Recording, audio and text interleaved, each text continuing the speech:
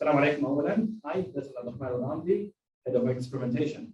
So I love to say that my job is to make mistakes. And I guess this will it will drive me nuts, I know. But at the same time, even that I like making mistakes, because mistakes is not too bad.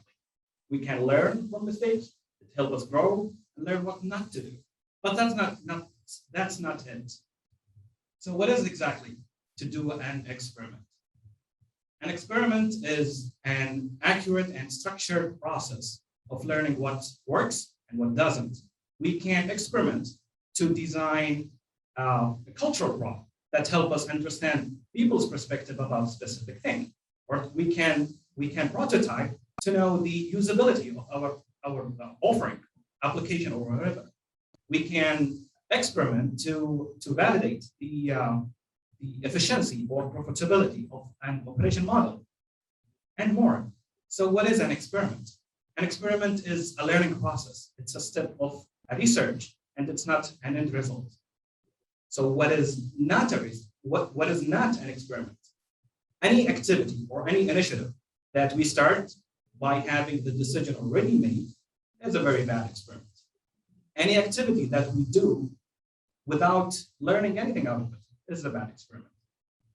So the thing we're trying to shift from seeing ideas as solutions to see idea as hypothesis that need further investment, investigation, and experimentation. So why do we need to experiment in the human development sector? I would love to use the beautiful graph by Nesta to showcase that the more room we have for failure, the less resources we are wasting. And when we are talking about human development, when there is human lives in the equation, well, the risk is way higher. So when the clicker is not working, okay, it's working.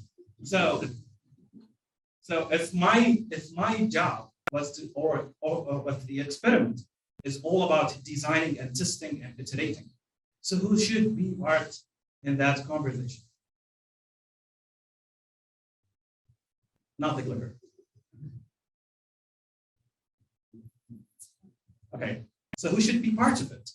Is it the SaudiAccLab? Definitely no. Is it the great people in the country office? That's awesome, yes, but there is one more important aspect: the people, the communities, the individuals, the families, the stakeholders, the beneficiaries, name it.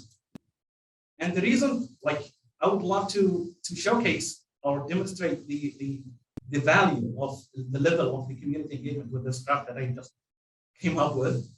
So it says the higher the level of the community engagement that my solution or my process have, the less RPTSNOL I have, which means risk of potential terrible solution that no one likes, except maybe my mom. So by that, I don't necessarily mean that solutions and innovations that come under the shower is necessarily bad. It could be a good thing, but I can't claim that having more shower will lead for solving more problems. It doesn't work that way. But at the same time, the benefits of having more community engagement is proven. And the new thing or the conversation that we are trying to go to is, how can we move from designing for the people to design with the people, to co-design, to co-create, and even better, to design by the people. And why is that? Because as Layana Saud mentioned before, collectively we are smarter, and people are also experts. And speaking of smartness, I would love to introduce my colleague Lazar, who would explain more in tangible explanation about their practices in North Macedonia.